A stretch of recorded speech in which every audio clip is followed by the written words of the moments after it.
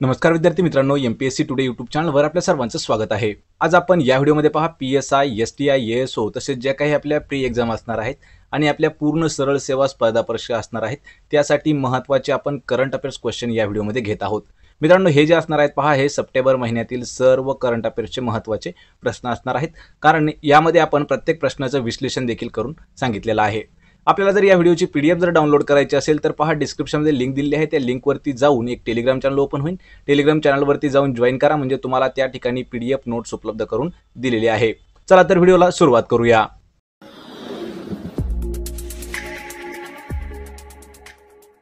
तर पहा, आपला प्रश्न पहिला आहे, NABFID चे नवीन एमडी म्हणून खालीलपैकी कोणाची नियुक्ती करण्यात आलेली आहे।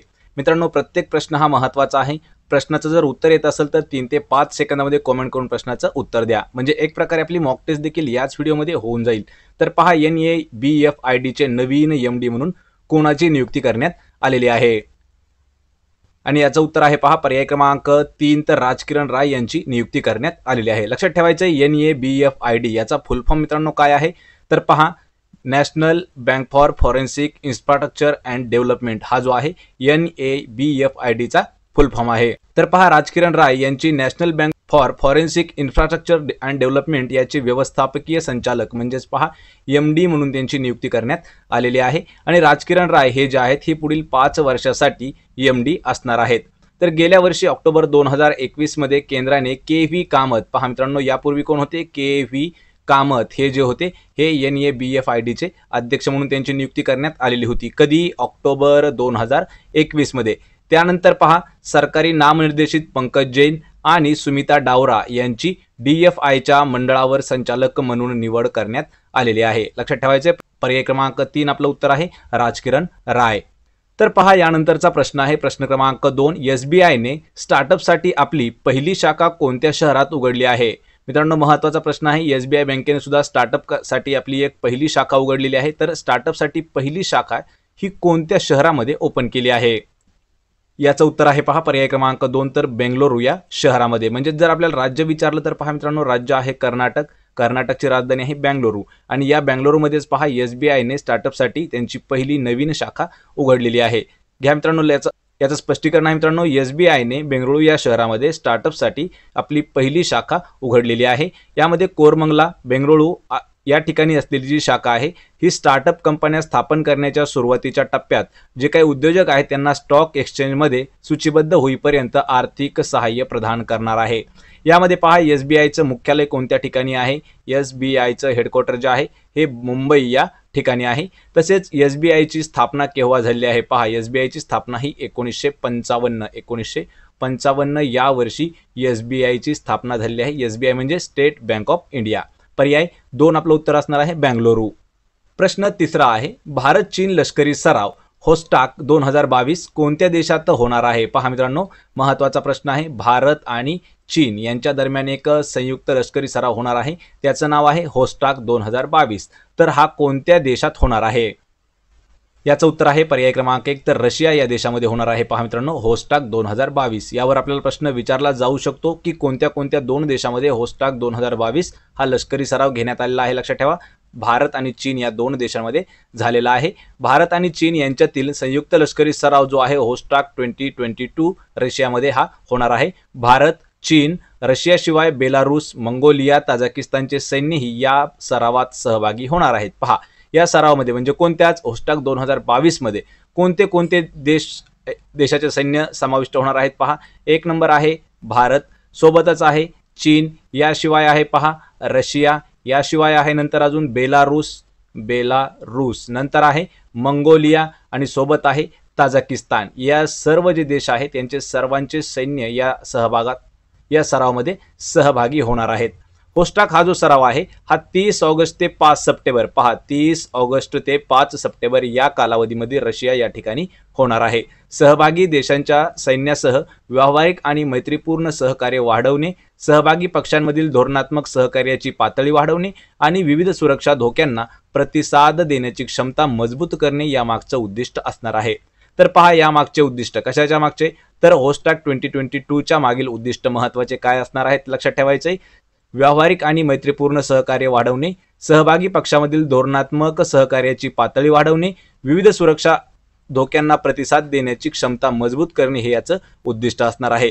30 ऑगस्ट लक्षात ठेवा मित्रांनो, 30 ऑगस्टला सुरू झाला आहे, चालणार आहे 5 सप्टेंबर पर्यंत। पर्याय क्रमांक 1 उत्तर आहे आपलं रशियामध्ये होणार आहे।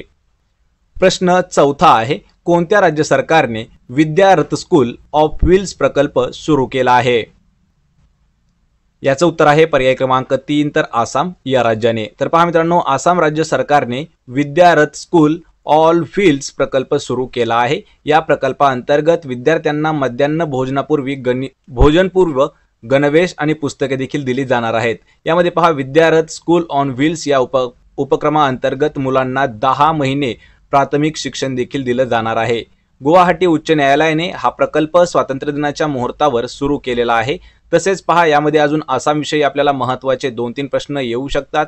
तर आसामच्या राजधानीचं नाव काय आहे? तर पहा, दिसपूर हे जे आहे आसामची राजधानी आहे पहा मित्रांनो दिसपूर। आणि आसामचे विद्यमान मुख्यमंत्री कोण आहेत? तर हेमंत बिस्वा शर्मा हे जे आहेत पहा, लक्षात ठेवायचे आसामचे मुख्यमंत्री हेमंत बिस्वा शर्मा हे जे आहेत मुख्यमंत्री आहेत, राजधानी आहे दिसपूर। पर्याय क्रमांक 3 उत्तर आहे आसाम। प्रश्न 5वा आहे, भारतीय रेल्वेने किती किलोमीटर लांबीची भारतातील सर्वात मोठी मालवाहू ट्रेन सुपर वासुकीचे यशस्वी चाचणी घेतलेली आहे? यावर मित्रांनो आपल्याला 2 ते 3 प्रश्न हे महत्त्वाचे पडू शकतात पहा।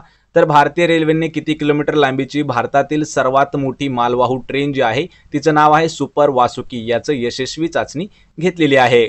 आणि याचं उत्तर आहे पहा पर्याय क्रमांक 2 3.5 किलोमीटर म्हणजेच 3.5 किलोमीटर इतकी चाचणी यशस्वी घेतलेली आहे। पहा मित्रांनो, 3.5 किलोमीटर लांबीची भारतातील सर्वात मोठी मालवाहतूक ट्रेन जी आहे सुपर वासुकी याची यशस्वी चाचणी घेतलेली आहे। तर सुपर वासुकी ट्रेननी 295 लोड केलेल्या वॅगनसह भारतातील सर्वात लांब आणि सर्वात वजनदार मालवाहतूक ट्रेन म्हणून देखील ओळखली जाते। मित्रांनो, नोट करून घ्यायचं आहे, सुपर वासुकी ही ट्रेन आहे महत्त्वाची सुपर वासुकी। 3.5 किलोमीटर लांबीची ही ट्रेन इतकी मोठी आहे की ती खेचण्यासाठी एकूण 6 इंजिन बसवण्यात आलेले आहेत। सुपर वासुकीने 15 ऑगस्ट रोजी छत्तीसगडमधील कोरबा येथून कोळसा नागपुरातील राजनांदगाव या ठिकाणी स्वातंत्र्य दिनाच्या उत्सवाचा एक भाग म्हणून वाहतूक केला आहे। या ट्रेनने कोरबा येथून 1:50 पहा 13:50 म्हणजे जवळपास 1:50 दिवसाचे 1:50 सोडलं होतं। 267 किलोमीटर अंतर पार करण्यासाठी त्यांना 11.20 एवढे तास लागलेले आहेत। प्रश्न योग्य उत्तर आहे पर्याय क्रमांक 2। प्रश्न 6वा आहे, भारतीय हवाई दलाने रक्षक प्लस योजनेसाठी कोणाशी करार केलेला आहे? पहा, रक्षक प्लस योजना यासाठी भारतीय हवाई दलाने कोणाशी करार केला आहे? याचं उत्तर आहे पर्याय क्रमांक 1 PNB बँक, पंजाब नॅशनल बँकेसोबत भारतीय हवाई दलाने रक्षक प्लस योजनेसाठी करार म्हणजेच एक कॉन्ट्रॅक्ट केलेला आहे। लक्षात ठेवायचे, PNB रक्षक योजनेअंतर्गत भारतीय हवाई दलाशी करार केलेला आहे। आणि या योजनेमध्ये वैयक्तिक अपघात विमा तसेच सेवानिवृत्त आणि सेवानिवृत्त संरक्षण दल आणि प्रशिक्षकांसाठी हवाई अपघात विमा देखील समाविष्ट करण्यात आलेला आहे। तर PNB रक्षक योजनेमध्ये 50 लाखांचे वैयक्तिक अपघात कवच आहे। पहा किती आहे, 50 लाखाचं वैयक्तिक अपघात कवच आहे आणि 1 कोटी रुपयांचे हवाई अपघात विमान आहे। लक्षात ठेवायचे, 1 कोटी रुपयांचा विमा संरक्षण यासाठी सुविधांचाही समावेश केलेला आहे। हवाई अपघात विमा किती आहे? 1 कोटीचा आणि या योजनेच्या अंतर्गत मध्ये 50 लाखाचं वैयक्तिक कवच आहे। पर्याय क्रमांक 1 पंजाब नॅशनल बँकेसोबत करार केलेला आहे। प्रश्न 7वा आहे, मलेशिया ओपन बॅडमिंटन स्पर्धेत पुरुष एकेरीचे विजेतेपद खालीलपैकी कोणी जिंकले आहे? याचं उत्तर आहे पर्याय क्रमांक 3 विक्टर एक्सेलसन यांनी जिंकलेलं। लक्षात ठेवा, मलेशिया ओपन बॅडमिंटन स्पर्धा पुरुष एकेरी विजेतेपद पर्याय क्रमांक 3 आपलं उत्तर होणार आहे। तर मित्रांनो, या संबंधी महत्त्वाचा आपण संदर्भ आणि स्पष्टीकरण पाहणार आहोत। तर पहा, विक्टर एक्सेलसने 2022 मध्ये मलेशिया ओपन स्पर्धेत पुरुष एकेरीचे विजेतेपद पटकावलं आहे। मलेशिया ओपन टूर्नामेंट जी आहे ही 28 जून ते 3 जुलै याच्या दरम्यान आयाजिटा एरिना कोलालंपूर मलेशिया या ठिकाणी झालेली होती।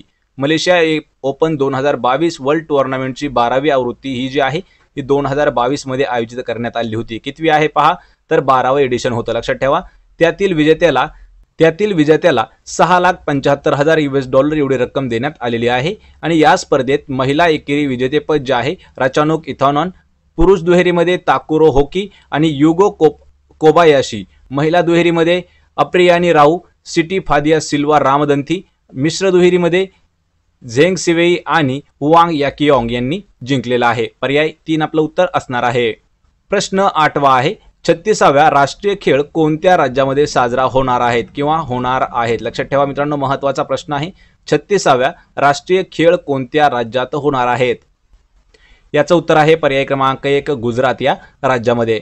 भारतातील गुजरात राज्य 27 सप्टेंबर ते 10 ऑक्टोबर याच्या दरम्यान 36व्या राष्ट्रीय खेळांचे आयोजन करणार आहे। 2015 मध्ये केरळमध्ये 2015 केरळमध्ये राष्ट्रीय खेळांचे आयोजन करण्यात आले होते। 6 शहरांमध्ये होणाऱ्या राष्ट्रीय खेळामध्ये 34हून अधिक खेळांचे प्रतिनिधित्व केले जाणार आहे। इंडोर आणि आउटडोर अशा दोन्ही स्पर्धांमध्ये देशातील आपल्या खेळाडूंनी athletics, hockey, football, volleyball, lawn tennis, table tennis, judo, कुस्ती, कबड्डी, खो खो, मल्लखांब आणि योगा या खेळांमध्ये आपलं कौशल्य दाखवावे अशी अपेक्षा आहे। कधीपासून सुरू होणार आहे पहा, 27 सप्टेंबर पासून होणार आहे सुरू ते 10 ऑक्टोबर पर्यंत। पर्याय 1 होणार आहे गुजरात राज्यात किंवा गुजरात। प्रश्न 9वा आहे, आरोग्य हक्क विधेयक कोणत्या राज्याच्या विधानसभेने मांडले आहे? उत्तर आहे पर्याय क्रमांक 2 राजस्थान सरकारने। तर पहा, राजस्थान सरकारच्या विधानसभेत आरोग्य हक्क विधेयक मंजूर करण्यात आलेले आहे। आरोग्य हक्क विधेयक हे जे आहे हे भारतातील पहिले आहे। सरकारी आणि खाजगी आरोग्य सेवा प्रदात्यांमार्फत दर्जेदार आणि परवडणारी आरोग्य सेवा प्रदान करण्याचे याचं उद्दिष्ट आहे। जयपूर येथील संगनेरी गेट येथील महिला उपचारालयातील म्हणजेच महिला रुग्णालयातील सुविधांच्या विस्तारासाठी मुख्यमंत्र्यांनी 117 कोटी रुपये मंजूर केले आहेत। तसेच याशिवाय या योजनेअंतर्गत नोंदणी केलेल्या कुटुंबांना 5 लाख रुपयापर्यंतचा अपघात विमा देखील दिला जात आहे। पर्याय 2 आरोग्य हक्क विधेयक हे जे आहे हे राजस्थान राज्याच्या विधानसभेने मांडलेले आहे। प्रश्न 10वा आहे, अमित शहा यांनी कोणत्या शहरात स्वामी रामानुजाचार्य यांच्या शांती पुतळ्याचे अनावरण केले आहे? उत्तर आहे पर्याय क्रमांक 1 तर श्रीनगर या ठिकाणी। केंद्रीय गृहमंत्री अमित शहा यांच्या हस्ते जम्मू काश्मीर राज्यातील श्रीनगरमध्ये स्वामी रामानुजाचार्य यांच्या पुतळ्याचे अनावरण करण्यात आले आहे, ज्याची स्थापना श्रीनगरच्या सोनवार भागातील एका मंदिरामध्ये करण्यात आलेली आहे। ते एक महान विचारवंत, तत्वज्ञ आणि समाजसुधारक मानले जायचे, जो तामिळनाडूच्या श्री पेरुंबदूर येथे जन्मलेला दक्षिण भारतीय एक ब्राह्मण होते। लक्षात ठेवायचं, यावर प्रश्न विचारला जाऊ शकतो, स्वामी रामानुजाचार्य यांच्या शांती पुतळ्याचं अनावरण कोणी केलं आहे? तर लक्षात ठेवायचं अमित शहा यांनी केलेलं आहे। कोणत्या शहरामध्ये केलेलं आहे? ते श्रीनगर यामध्ये। पर्याय 1 आपलं उत्तर होईल। प्रश्न 11 आहे, कोणत्या टेकडीला राष्ट्रीय महत्त्वाचे स्मारक म्हणून घोषित करण्यात आले आहे? उत्तर आहे पर्याय क्रमांक 1 मानगड या टेकडीला। राष्ट्रीय स्मारक प्राधिकरणाचे अध्यक्ष श्री तरुण विजय यांच्या नेतृत्वाखाली राष्ट्रीय स्मारक प्राधिकरणाच्या टीमने आझादी का अमृत महोत्सवाच्या वर्षामध्ये राजस्थानच्या मानगड टेकडीला राष्ट्रीय महत्त्वाचं स्मारक म्हणून घोषित केलेला आहे। या ठिकाणी प्रश्न विचारला जाऊ शकतो, पहा मानगड जी टेकडी आहे ही कोणत्या राज्यामध्ये आहे? तर राजस्थान या राज्यामध्ये आहे। तर मानगडच्या या टेकडीला राष्ट्रीय महत्त्वाचे स्मारक म्हणून घोषित करण्यात आले आहे, कारण सांस्कृतिक मंत्रालयाच्या मते अज्ञातवीरांचे महत्त्व आणि मानगड टेकडीचा इतिहास इंग्रजांनी त्याचा योग्य हक्क त्यांना दिलेला नाही, त्यामुळे याच मानगडाला लक्षात ठेवायचे राष्ट्रीय स्मारक प्राधिकरणाने महत्त्वाचं स्मारक म्हणून घोषित केलेलं आहे। तज्ञांच्या म्हणण्यानुसार 1500 भिल्ल आदिवासी स्वातंत्र्य सैनिकांनी 1913 या साली या टेकडीवर ब्रिटिश सैन्याने क्रूरपणे मारलेले होते। पर्याय 1 मानगड आपलं उत्तर होईल। प्रश्न 12 आहे, grating the bread the zen Z way to success या लॉन्च पुस्तकाचे लेखक कोण आहेत? पहा मित्रांनो, पुस्तकाचं नाव आहे grating the bread the zen Z way to success. हे जे लॉन्च करण्यात आलेलं आहे पुस्तक, याचे लेखक कोण आहेत?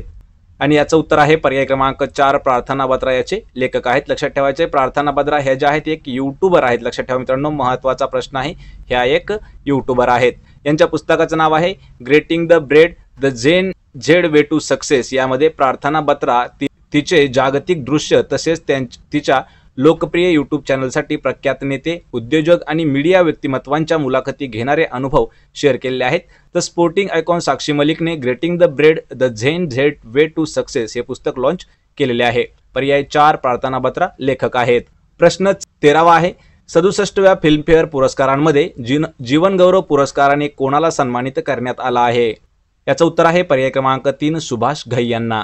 प्रख्यात बॉलिवूड दिग्दर्शक सुभाष घई यांना 67व्या फिल्मफेअर पुरस्कार सोहळ्यात जीवनगौरव पुरस्काराने सन्मानित करण्यात आला आहे।